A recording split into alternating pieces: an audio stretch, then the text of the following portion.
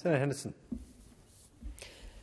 Thank you very much, Acting Deputy President. Well, there is no doubt that students across this country are hurting, and they are hurting because of the cost of living crisis caused by the Albanese government. As the opposition leader has told the Committee for Economic Development of Australia, the one issue Australians are raising with us again and again is the cost of living. Inflation has lifted from 6.3% to 6.8%.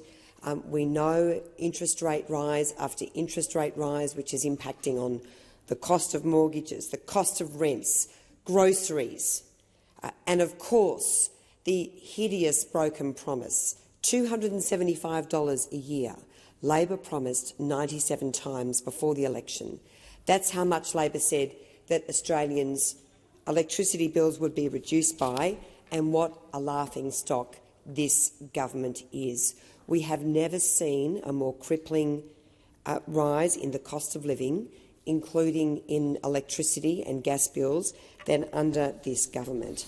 And as Senator Faruqi has correctly said, students are suffering, and this is caused absolutely front and centre by Labor's crippling inflation rate, which has driven up HECS debts by a crippling 7.1%. So on the 1st of June, just over 3 million Australians were hit with a crippling 7.1% increase in their student loans, fuelled by Labor's high inflation. This is the highest HECS indexation rate in more than 30 years. The indexation hike linked to CPI will drive up the average HECS loan of $23,685 by $1,700.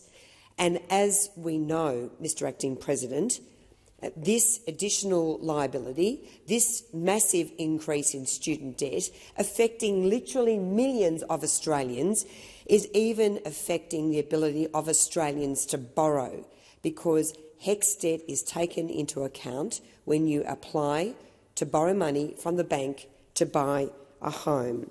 And after so many bad decisions and broken promises from this government, it is clear that the Albanese government is tone deaf to the cost of living crisis that so many students are facing.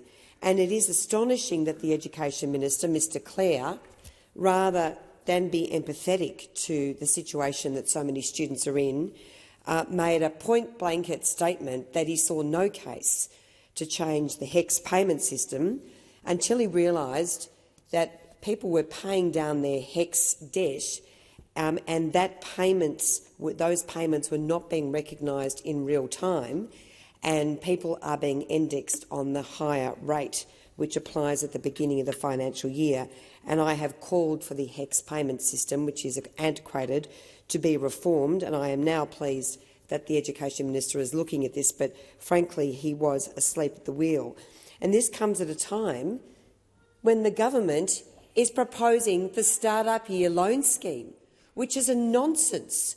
A Start-up Year Loan Scheme to give full fee-paying students funding to impose this hideous cost of up to $23,600 to do accelerator courses for student entrepreneurs under circumstances where students can currently do these courses for free. What a complete nonsense. And so, as I have announced on behalf of the opposition, we are opposing the Start-up Year Loan Scheme. It is a defective bill, it is unfit for purpose, and it puts potentially several thousand students every year at the risk of imposing this horrendous debt with very, very little benefit. This bill is so bad that it doesn't even protect students' intellectual property, and it doesn't do things like giving them the rights for a refund if these courses don't stack up. So this is a nonsense, and frankly it's a demonstration that the government, as I say, is tone deaf to the cost of living crisis that Australians are encountering, particularly students, many of whom are struggling to put food on the table and to pay the rent. And for the government to put forward this loan scheme is reckless, is irresponsible and will place students in a further debt trap. Thank you. Thank you. Senator Pratt. Thank you,